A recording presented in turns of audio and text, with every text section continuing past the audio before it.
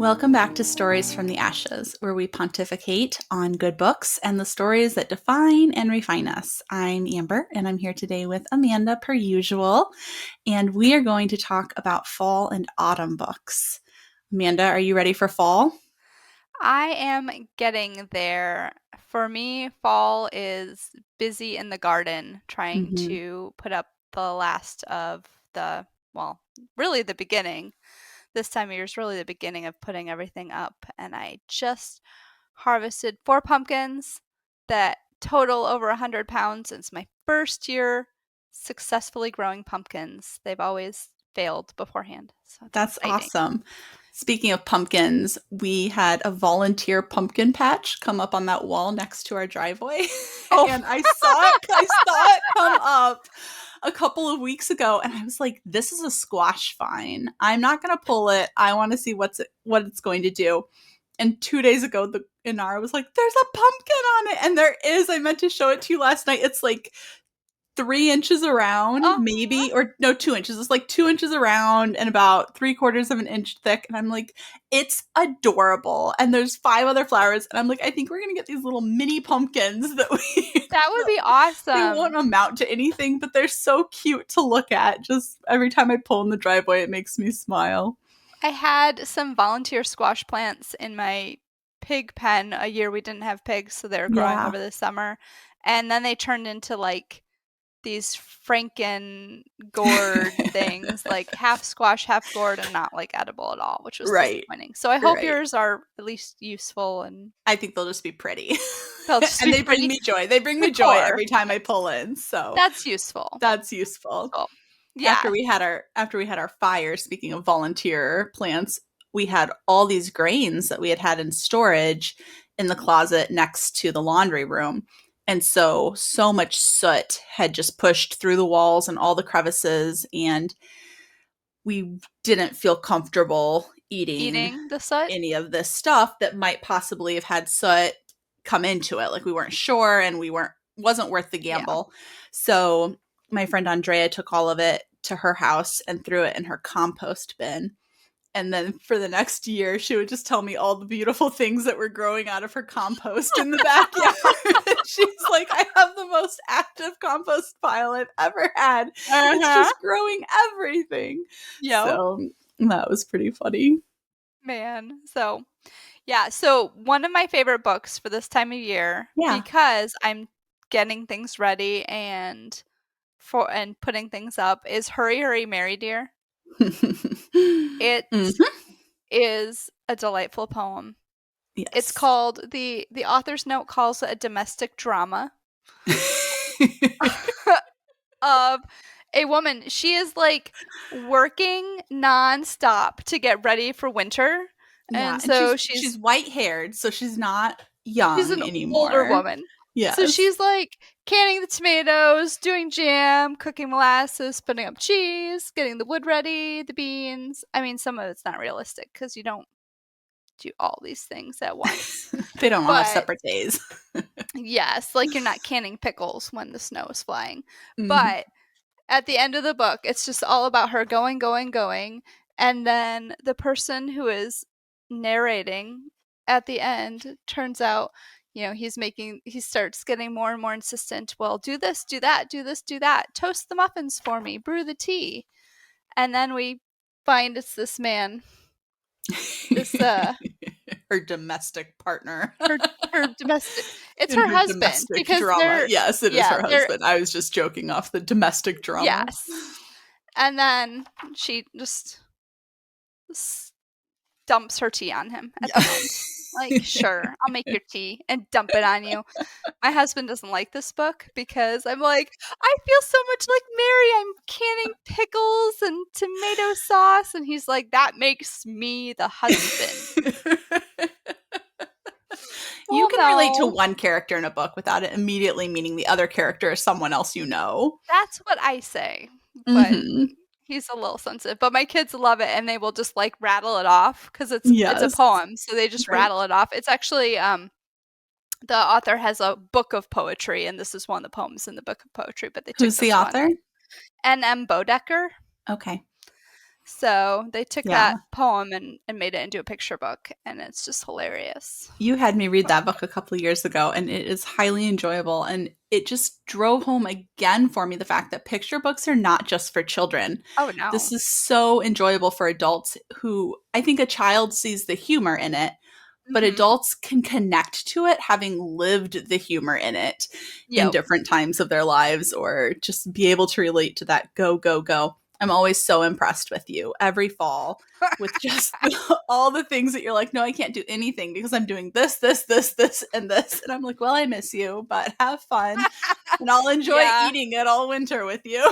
Yeah, pretty much. It's a job. It's definitely a job, but I like it and it gets me Yeah. outside.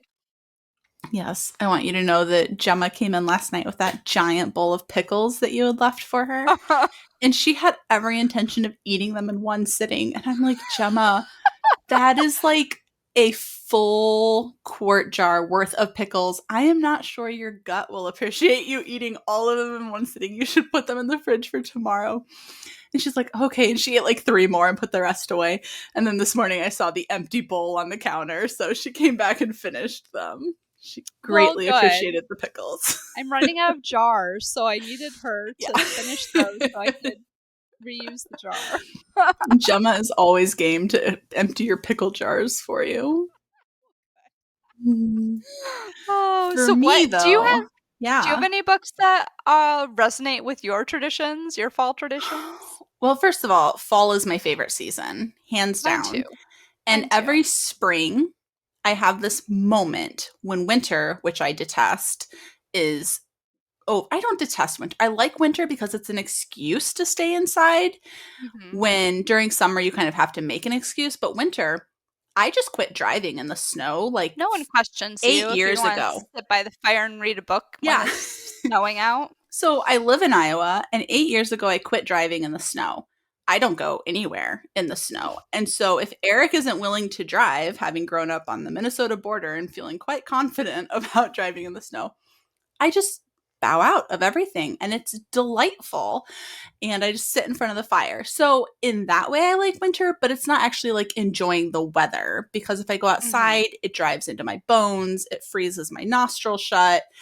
I do not find it pleasant. This van that we had to buy after our last one got crushed by the tree in the derecho, I don't feel like the floor heaters work in it. So if I'm driving anywhere, my feet are cold all winter. So we have I to get had a that car dealt that with was this like that. It winter. was miserable. Yeah, I took But it it in was like a once for thousand something dollar else. repair, so we just dealt with it. That's horrible. Don't tell me those Yeah. miserable things. Hmm. Mm. So But at least you have I heated seats. Yeah, yes, I do have heated seats, and that is the saving grace. But every spring, when the flowers start coming out, I swear there's this corner on our street, and I can visualize once a spring driving, turning around that corner, seeing all the little spring flowers out, hearing the birds, and calling Erik and being like, you know what? I wonder if spring or fall is really my favorite. And every time Erik says, it's fall, Amber, it's fall. And then, like, a week later, I'm like, it is fall. This is old, like it's enjoyable, but it's not fall. So Yep. I just love thunderstorms. They're one of my favorite things in life. I And hate there's them. nothing like a fall thunderstorm. You hate them? Oh, I hate them. Well, I Oh, I love loved them. them. I loved Mm-hmm. them until we moved to our new house and then we had so much storm damage and now I Mm, have like every storm I'm just worried about what's going to break. yeah. What window, where the roof's going to leak. Yeah. That's They're reasonable. yeah. Erik couldn't enjoy the smell of anything burning, like fire pits, fireplaces, anything, Oh for a yeah. solid year after the fire. It just totally triggered all Yeah, of I was going to all get of you his that emotions.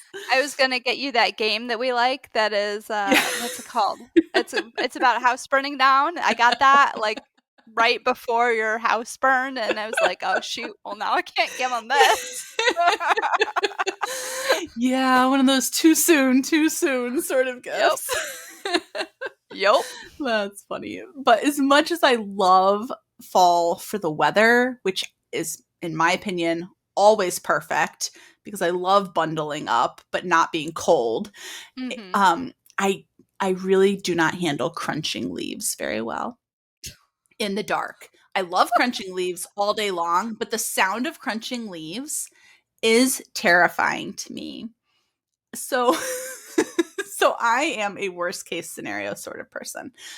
Okay. My dad played this game with me when I was little where we would go places and he would basically be like, XYZ disaster is happening. What do you do? And so I always know my exit from every room that I'm in. I'm always prepared. Like my dad thought he was going to be super spy. So he was like living vicariously through me. And so I was like, so I'm always ready for this. And it served me so well having special needs kids who are a worst case scenario All the constantly time. looking Yep. for ways to die. And so I have prevented so many disasters by seeing 2 steps ahead of every choice they're Mhm. making to But what does how this could have this to do go with the wrong? crunchy Well, leaves? I'm going to tell you what this has to do with the crunchy leaves. So, one of my plans in life is that if I'm taking the trash out or anything like that after dark when Eric's already in bed, I always bring my keys with me because my plan is that if I get attacked or something terrible happens, I will hit the alarm on my van and that will be my like way to alert people to the fact that I need help. So this has You been have like your my cell plan phone in too, life right? forever. Well, his cell phone's off because he's sleeping. But you So could what? call someone else. No, you need something immediate. You Well, need a you need both. deterrent. You well, yes, I always But have if my the cell phone. deterrent doesn't work, you need the cell phone so that they still grab you. Well, yes, that's true, but I want to deter them immediately. Like as I Okay. see them coming down the sidewalk, I can push the button and You they'll know, just be like, pepper "Oh, I don't spray want the works really attention." well too. Amanda, do you want to hear my story or not? so Yes, tell me. Okay. so this one night I'm going out into the front yard to get something from the van and I I've never seen the lighting like this before and it I had never seen it before and it has not happened since. But somehow that overhang with the pole that we used to have over the front Yeah, window before the fire, as the light was hitting it, it looked like someone in the yard. Like the shadow looked like a I person. can see that. And Yeah. as I kept walking forward, the shadow was moving with me as I was moving. And I was convinced this shadow was like coming at me. And so um I hit the button on the key ring and nothing happened.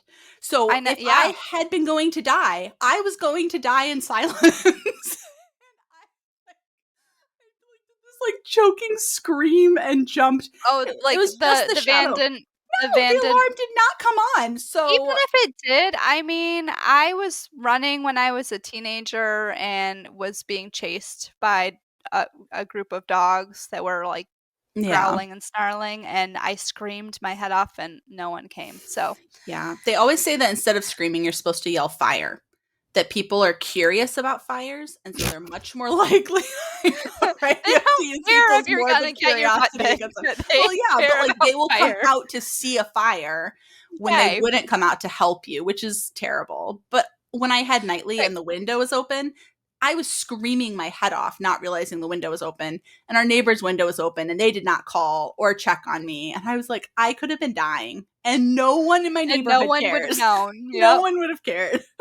But so what does this So, have to do with the crunching leaves? but the leaves were crunching at that moment. The leaves were blowing. I could hear them blowing. It was just Oh, like, it was so that it sounded dark, like it. dark day.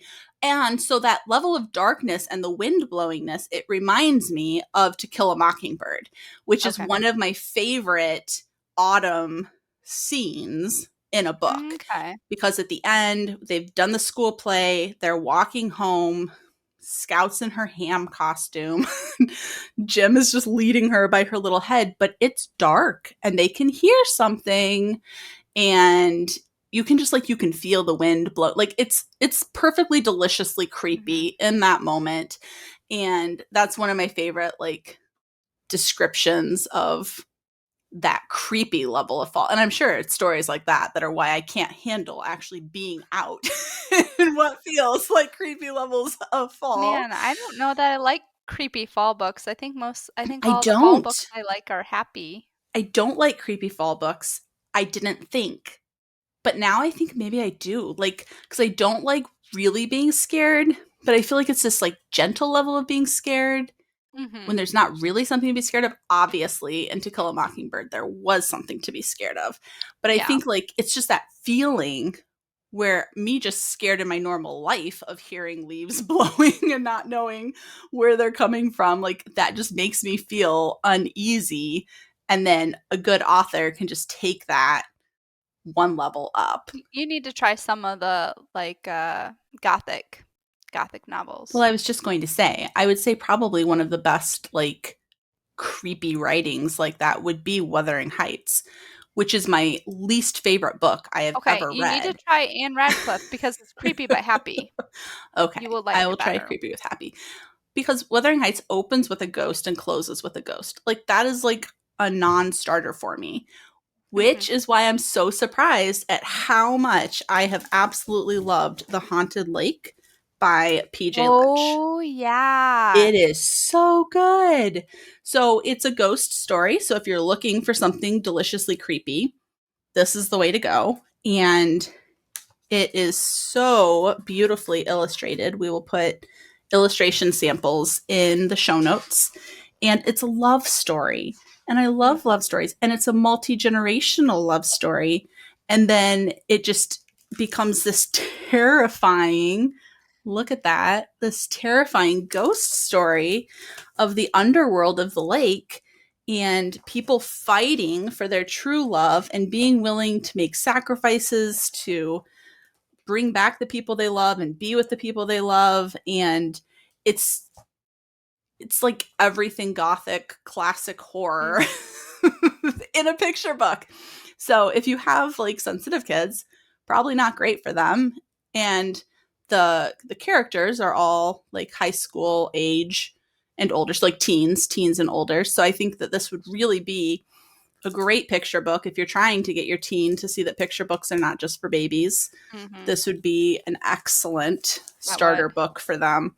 But the illustrations just get me every time. They're just so incredible.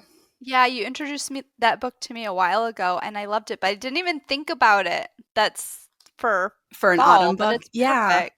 Well, yeah, because a lot of people are always looking for Halloween books. And I'm Yeah. not really a huge fan of Halloween. Mhm. Shocker, everyone I know. Halloween's not my holiday. And I really don't like having a bunch of like witch and ghost stories around that are just like play acting, Mhm. like kids were dressing up and that type of thing. Or I really don't like false accusations of being a witch. Like, that Yeah. really troubled me in Blackbird Pond, Witch of Blackbird Blackbird Pond, Witch Pond. of Blackbird Mhm. Pond when I was younger. And that's another really Yeah. good book that has autumn scenes.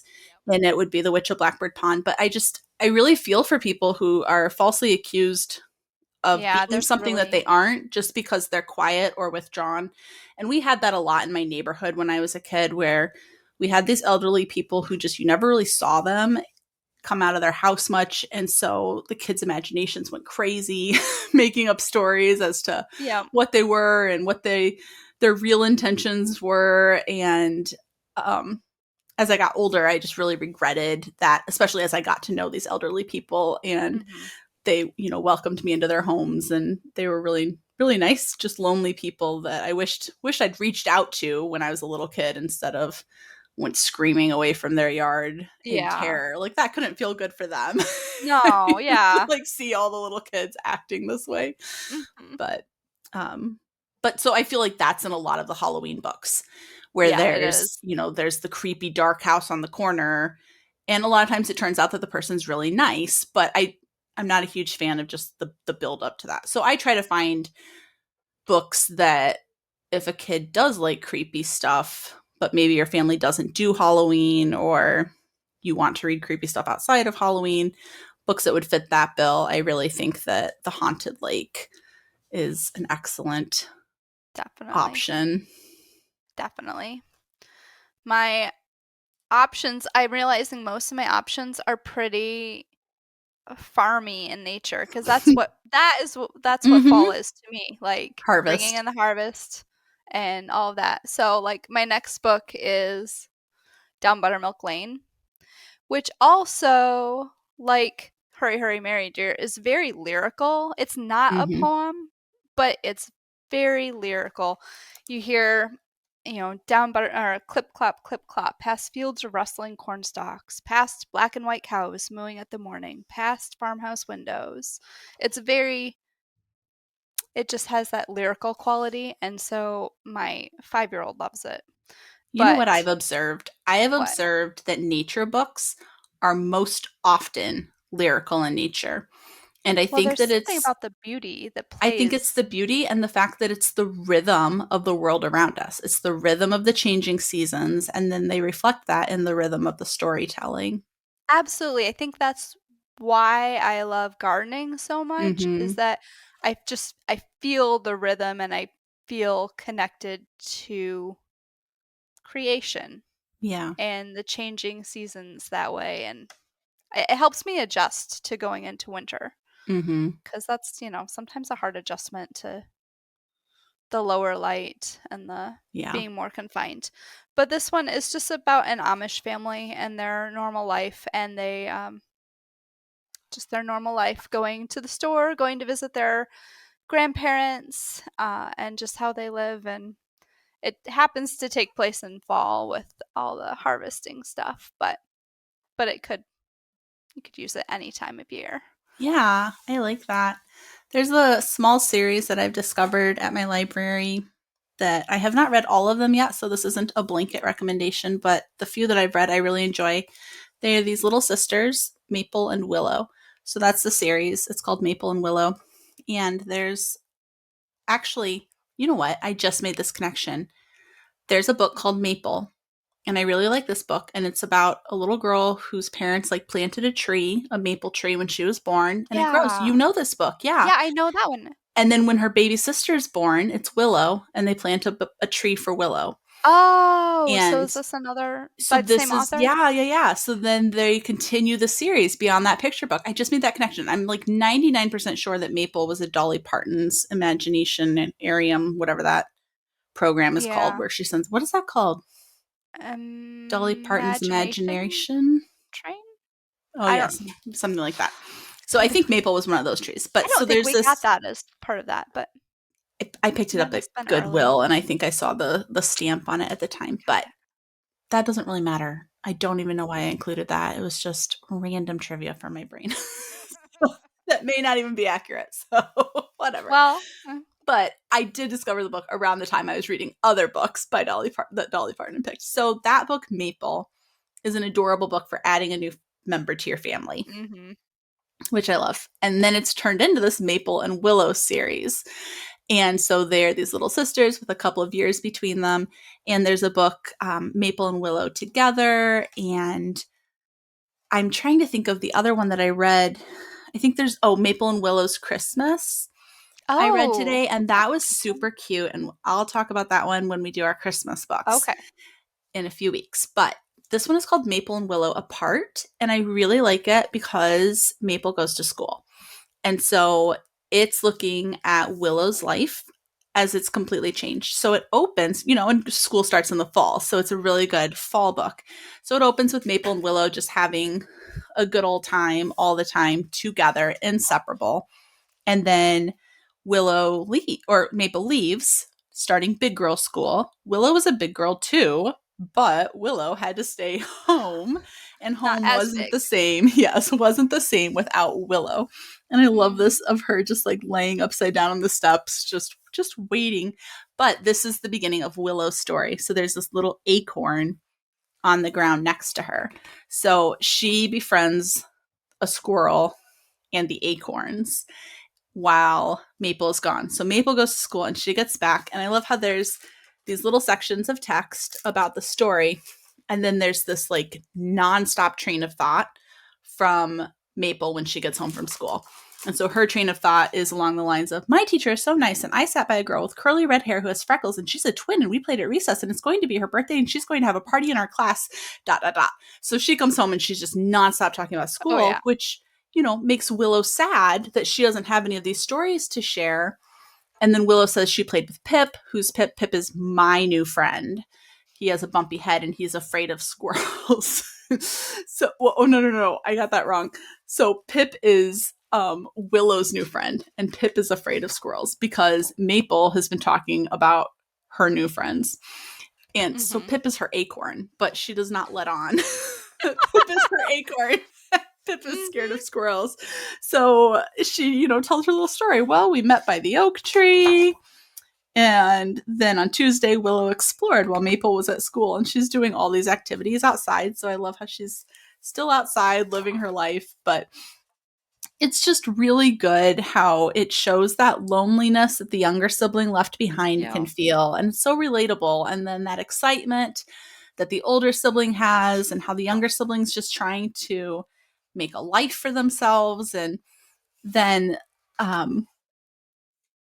it's really sweet how it ends, because Willow and Maple both just express how much they miss each other to each Oh. other. And Mm-hmm. it's no longer a competition of like who's having the best time while they're Yeah. apart from each other.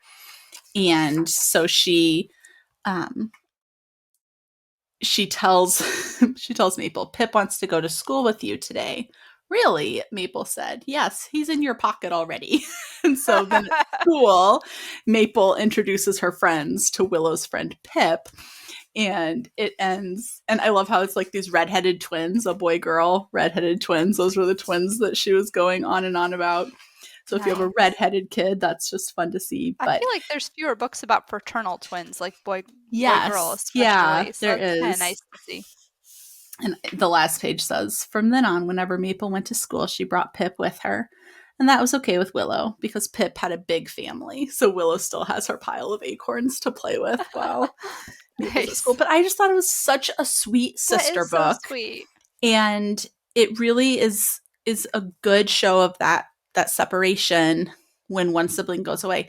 And if you're a homeschool family, it might not even be going to school. It might be your kid is going to music lesson or has a dance class, and the younger siblings still get really lonely with that My youngest gets lonely when my unexpected. oldest goes upstairs to her room to do her schoolwork Yes. and she can't Yeah. play with her. Yeah, exactly. Lily is really struggling now that Inara and Gemma are spending more time on school. She's just Mm-hmm. like, what am I supposed to do with my life? Like that's where Leora is at without her Yep. her big Used to always sisters. having a playmate and then Yup. Yeah. Have another yep. harvest book for us, Amanda? You know what? I have yeah, I do. I have this is an oldie but a goodie if you can find it. Mouskin's Golden House. Hmm. Have you read that? I have read that a very long time ago. So Edna Miller wrote all of these nature books. She's really famous for her Mouskin books, but she Yes. has written quite a few They're hard to with find, a lot of other. them. They can be. I mean, this one was Hmm. reprinted several times. So, but they're just beautiful. The illustrations are just gorgeous. And there's a lot of little tidbits about nature sprinkled throughout them, which is kind of nice. They're not, it's realistic. The mouse is being Hmm. threatened by animals that want to eat it.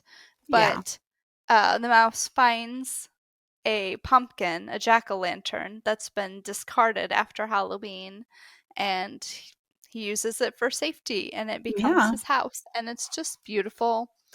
And I just love her illustrations because they're so full of movement and life Hmm. and there's a nice happy end where he gets to hibernate in his little pumpkin for winter. Aw. So I like it. Yeah. Well, speaking of pumpkins, my favorite pumpkin related book is Mr. Hermit Miser and the Neighborly Pumpkins. And this is currently a unicorn. It is available to be read online on Internet Archive, which we'll link to. But there is a publisher that is considering bringing it back into print, and Ooh. I definitely hope that that happens. So, Is this Mr. a Hermit publisher I know? Miser, it is.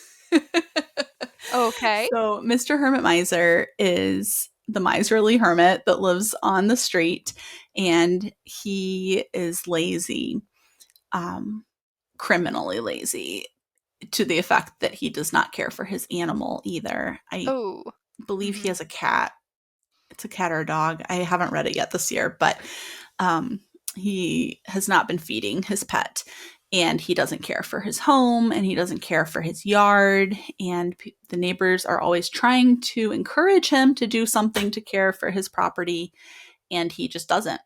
And then, like my front yard, a volunteer squash vine comes up and he is excited because he's going to get something for nothing. He didn't plant this squash, but now he's going to get pumpkins. And the thing he cares about the most in life is pumpkin pie. And so this vine is growing like crazy everywhere. It grows under the neighbors' fences, it grows into the front street, all over the place. And Mm-hmm. pumpkins grow at the end of the tendrils. And Yep. so there's all these pumpkins growing in his neighbors' yards now. And so he steals some of the pumpkins because he is adamant that they belong to him because it's his pumpkin vine. And he takes all these pumpkins into his house and he tries so hard to figure out how to make a pumpkin pie. He tries all these different things and it's just getting worse and worse. And eventually he's surrounded by just the destruction of probably at least 40 pounds of pumpkin or 100 pounds or something, and no pie to show for it. And then he smells this wonderful pie wafting across the fence from his neighbor's house. And he goes out, and the neighbor ladies, I just love them to pieces because they basically tell him, get your life in order and we'll give you pie. And so We will bribe you. he does. And they come alongside him and they help him. And so he starts taking care of his cat and he is painting his shutters and painting his fence and fixing the broken shutters. And now his house is matching all the other houses on the street the way that it should. And quality of care. And so then he gets his pie. And they basically are just like, it's that whole bringing someone back into community, right? Mm-hmm. Like somebody who has left community and is just, in his case, by choice, he's just cranky and miserly, and no one wants to be around a person like that. So you just get lonelier and lonelier. And now he's back in community and he is a well accepted member of their community. And so I just really enjoy that book for a nice fall book That is nice. that's about a harvest that you Mm-hmm. you didn't plant. So Yep. that Yep. one's enjoyable. So I was thinking, as you were talking, I was thinking about your problem with Lily and not having any friends to play with. And it was reminding me of my last book, which is Christopher's Garden, because it features an only child. Oh yes. So, have you read much Elsa Beskow? I have not. I know I so many people love her work and it's just never come across my, like, it hasn't come into my hands. So So she wrote to support her family. So mm, she wrote one book a year, and so some of them are occasionally I find one that I'm like, yeah, I think she wrote this because for she the needed the paycheck, money. yeah. To Yes. just to clarify, she was the author and illustrator, correct? Of Yes, her she's books, the yeah. author and illustrator.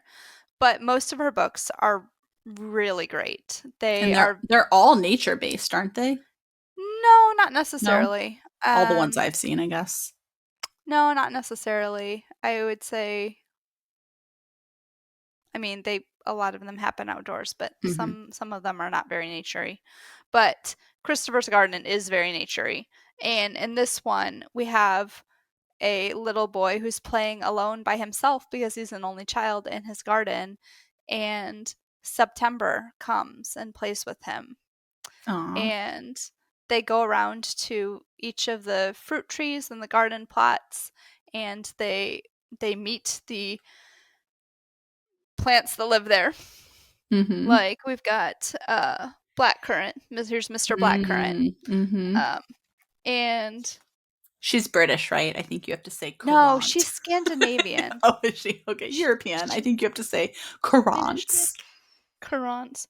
And then so we've got where? Yeah. There's the red currants. Oh, cute. We've got Mrs. Apple and in the tree. So Mm-hmm. he's imagining playing with all of these people in the garden, and they're talking to him about how their plants need to be harvested. Yeah. And at the end, September disappears, and he's sad, but there's this feeling that this is his imaginary friend and he'll always be there. Mm-hmm. He only has to talk to them and then they'll be there. So maybe Lily needs to have Have an an imaginary imaginary. friend. I don't know. Imaginary friends have not done well in our home. When Why? Inara was little, before she had a sister of playable age, she had an imaginary friend that she named Miss Navy. And that was all well and good. Inara and Miss Navy would play and they would have very constructive time. But Miss Navy really became a thorn in my side when she started getting credit for all the good that I was doing. So Inara would take a nap and then she would get up and I would have done like stupid level of cleaning work, right? Like vacuuming out the windowsills, like in between the window screen and the Why sill would you and do washing it that? all down. Because we lived in a house that I had thought had lead paint. I didn't Oh, want okay. like the little paint Got chips it. around. So I'd vacuum those all out because Inara would always stand there and look out the window for Erik to come home Hmm. from work. So I did all this, and Inara comes and she's standing at the window. And, not to toot my own horn, but to toot my own horn, I would be like, Inara, I vacuumed this out and wiped it all down from your finger smudges. Doesn't it look nice? And I would be like, Miss Navy did that. I'm like, no, child. I did that. And she's like, I don't think so. I think Miss Navy did it while I was sleeping. And that was about the time that I'd had just about enough of Miss Navy. Yeah, So, I can imagine. Chorus never had an imaginary friend, and now I'm thinking she could use one too, since yeah. she gets a little lonely when Addie's off doing school. But Addie had imaginary pets. Oh, that would be So nice. they came everywhere with us. She had a parrot for a while, and then a dog and a cat. And the parrot was the longest lived imaginary pet we had. Yeah. Oh, that's funny. I like that. We had real pets too, Right, but right. apparently Not that enough. wasn't enough. They didn't come with us everywhere, so we needed Yes. imaginary pets too. Oh, that's funny. So, with talking about fall, something that now happens every year is 9/11 remembrance. Oh, And yes. so that is something that we've built a really good list on our free database, and that will be available if you go to the Reshelving Alexandria database and you look under RA lists. It'll be the 9/11 list. But I just thought I would mention a few of the books that are on that list for you here. So this one's called Survivor Tree, and it's about the tree that was at the base of the towers and survived. Like somehow when they were clearing the rubble, they realized this tree wasn't dead, and so they dug it up. And it's the story of the tree being dug up and taken to a nursery and being able to so here's a picture of them realizing that there's still new green growth on this Mhm. tree. And something that struck me about this that didn't strike me when I read the book for the first time because I hadn't experienced it is how low down on the tree the green growth is. And our town has had a derecho, and all the trees were stripped of branches, and a lot of them were capped of their crowns, and some of them were cut all the way down to the stump. They will regrow from Mhm. wherever they were. So the kids and I talk about how all the trees put clothes on in our community because like their entire trunks from top to Mhm. bottom are covered in new leafy growth. And I'll include a picture of that in the show notes too, just because it's so fascinating to see. Mhm. But now I realize that's what's happening in this tree that they found at the bottom of the Twin Towers. Was even though it was a fairly large tree before, it it now was not, and it was just growing green wherever it could because that's what trees do. They survive, and so they dug it up and took it to um, a nursery where it was for about a decade, reestablishing itself and growing healthfully. And then they brought it home in winter because that's when you replant trees. And here you can see them dropping it by crane into the hole. And then people can come and see this tree and the worn parts of the tree where the old bark of the past is joined to the bark of the present. And they call it the survivor tree. But what I like about this one is there's a few books about survivor trees, but they're all illustration. So this one is beautifully illustrated and it's tall like a tree, but then it has a picture, which obviously you could Google that if you wanted to. But I just like that it is included in the author notes a picture of the actual tree taken in 2018 when it's in bloom. So that's really cool. So this is by Marcy Colleen and Aaron Becker. And then the other book that I just love about that time is Fireboat, The Heroic Adventures of the John J. Harvey. And that Not was a heard of that book. one. You haven't? Mm-mm. You would really like it. So it, and there's one other one that's similar, Saved by the Boats, The Heroic Sea Evacuation of September 11th. So Oh. the difference between those is one of them focuses on the sea evacuation, which is really good. And there's a short documentary that is appropriate for all ages that are aware that September 11th happened. It's not graphic and it's narrated by Tom Hanks, and it just covers this, like, I'm getting goosebumps just thinking about it. It covers the sea evacuation that happened to get everybody to safety that was stuck because all the trains were shut down and all of that. And it's the largest boat evacuation that has happened in, it's either the largest one ever or the second largest one, but the largest one in a certain period of time. And that's a really good book. But then the first one that I mentioned, the Fireboat, Heroic Adventures of the John J. Harvey. So in New York, they used to have a lot of fireboats, kind of like we have fire trucks, where they would just, go around and pump water. And so this one had been retired, and basically it was decrepit when this group of people decided to rescue it. And so they had rescued this boat and they'd brought it back into functionality right before 9/11. And so but they just did like tours, like they just showed people how it worked, and they never thought it would actually be used as a fireboat again or needed. And then I'm not going to cry.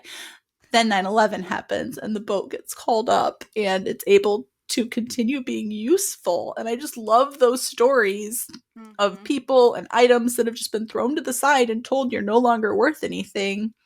And then people that see and believe in that thing and say this can still serve a purpose, even if it's just to talk about history. But then it serves so much more purpose by being able to like help put out fires that needed to be put out after that. So I really love those water rescue and water service books from 9/11. Those are the ones that clearly get me every time. I'm gonna have to pick those up. I haven't read them. I know that our local library has at least one, Amanda. So there's that. And while I'm crying anyway, let's talk about my last book that I have here, which is called A Map into the World. I just found this one today. Erik and I went on a library date. I invited him to go with me. This is how I framed it. I said, I'm going to the library. I'm going to be there for about half an hour. If you would like to come and be with me, I would enjoy that. And then after that, we can go get coffee. What I forgot to say is for the 30 minutes that I'm there, I don't want you to talk to me. Well, yeah, that doesn't sound like a very good date. Please don't talk to me. No, the coffee part was supposed to be the date. Oh. I was going to the library to work. I needed to find some things. And I wanted to check out some of these books to show you guys the covers of. But he ended up talking to me nonstop about the RA database and different things that we want to add to it and changes. Well, he was doing work too. Which is great. Yeah, exactly. So he was doing work and I am not begrudging him of it, but I definitely did not get done in that 30 minutes what I had hoped to, because it was not just focused. I'm thinking, you go to the library and you don't talk. Nobody talks at the library. Just go, shh, be quiet. You're one of those people. I just don't want people talking to me. You can talk to yourself. I don't want people on the phone, because people on the phone do not understand voice modulation. Exactly. They're so loud. And if your phone is turned up so loud that I can hear both sides of the conversation, it's too loud for the library. But I don't mind if little kids are running around squealing in I just want them to be happy to be at the library. Okay, but I found this book on complete accident. I'm in love. So I'm going to include it in the autumn series today because it covers all the seasons, but it kind Okay. of opens in autumn. And one of the things that we see a lot of is, or one of the questions we hear a lot is people looking, and it's one of those things where it doesn't even occur to you if it's not in your range of experience, right? Mm-hmm. I've always lived in the North. I've always had 4 seasons, but we get a lot of requests from people wanting to know if there are fall books for the South because the fall There aren't doesn't a lot. really exist. You go from like summer to winterish and then back to summer again. But we do have some fall books for that season, for that region, Mm-hmm. on our fall list, which we will have a link to our complete recommended list of fall books. We've only touched on a few of them today, but we'll have a link to our complete list in the show notes as well. But I like this one because it has plants that you don't often see in the fall. So this it's a Hmong girl seeking beauty and connection in a busy world, and it's lushly illustrated. And so I am not positive where this book is set. I think that it is set, let's just say, it's set somewhere where ginkgo grows. So this illustration would make it look like it's not set in America. No, But that's ginkgo just doesn't grow the there, I don't think. boards. Yeah. But the rest of it is just like standard houses, so it's definitely Okay. not like Asian setting for houses, but they have ginkgo trees. So, and they're clearly an Asian family. Oh yes, here we go. So they are in America because they're hanging a special story cloth about Oh, I had no idea ginkgo how would grow the here. Hmong got to America on the Okay. empty wall. And then there's this elderly couple that live across the street, and they have their special seat where they just sit and watch the world happen. Bob and Ruth. And up close, the little girl could see that they were even older than her grandmother who lives with them.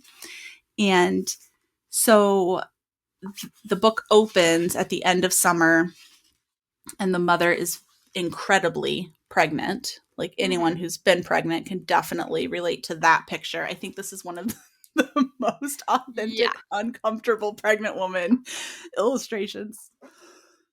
I am so sorry.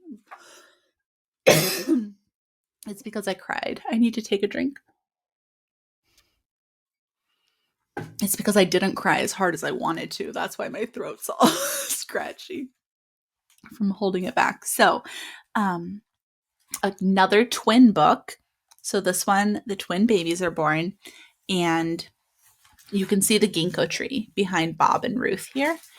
And it says that sometimes the babies just cried a lot. But I loved this autumn picture. Look at this of the ginkgo Oh, turning. okay.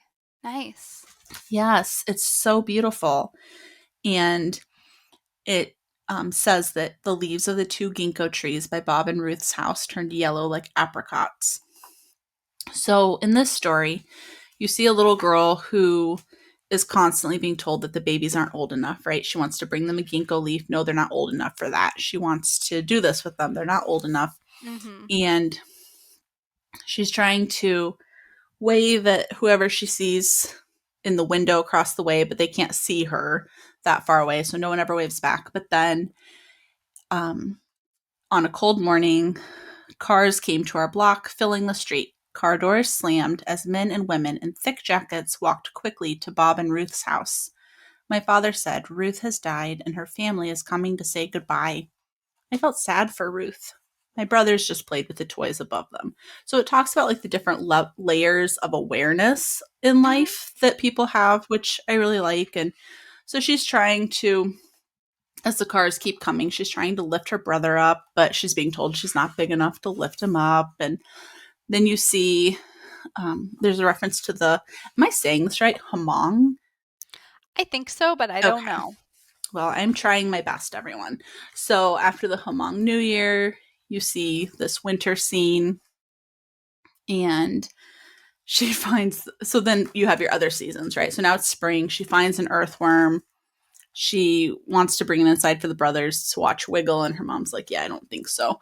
And they're smelling lilac. So you see all the ways that she's involved in life and community with her parents, her brothers, and her grandmother. And then after a while, they see Bob dragging the special bench out of his garage onto the driveway all alone. And she whispers to her mother and then grabs her bucket of chalk and goes over with her whole family to Bob's driveway. And the mom asks if she can draw a picture for him on the sidewalk because her reasoning is if he hates it, the rain will wash it away.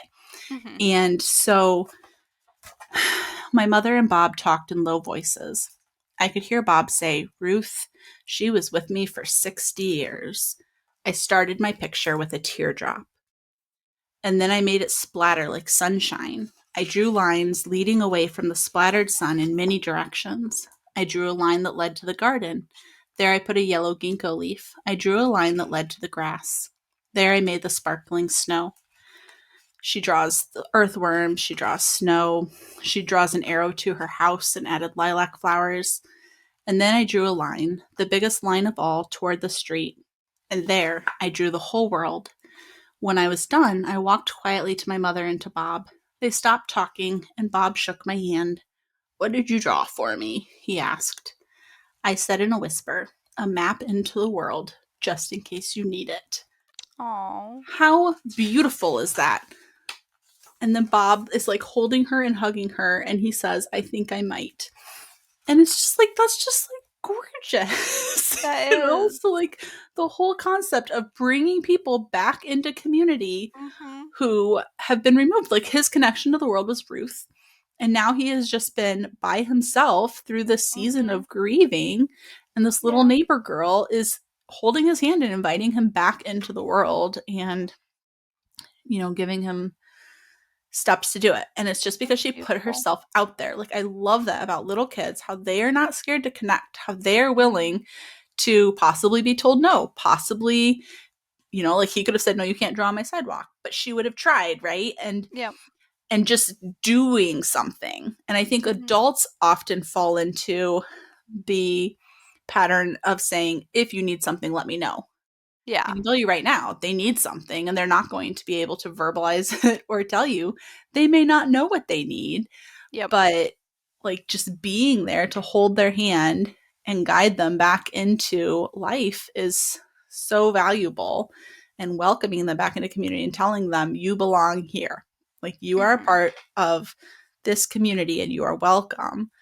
So community is so important. I thought that was so beautiful, and I had never seen an autumn scene with ginkgo leaves in it. So I felt like I could include it in the autumn list.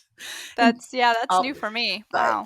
But if we ever do when we do our 4 seasons books that cover all 4 seasons, this would definitely be a perfect fit for that if people are studying all 4 seasons as well. And I also like the fact that it opens with life, with the twins coming, and then it ends with, or like, in the middle, Ruth passes away, and then we see the fact that life still goes on. So it's just this loop.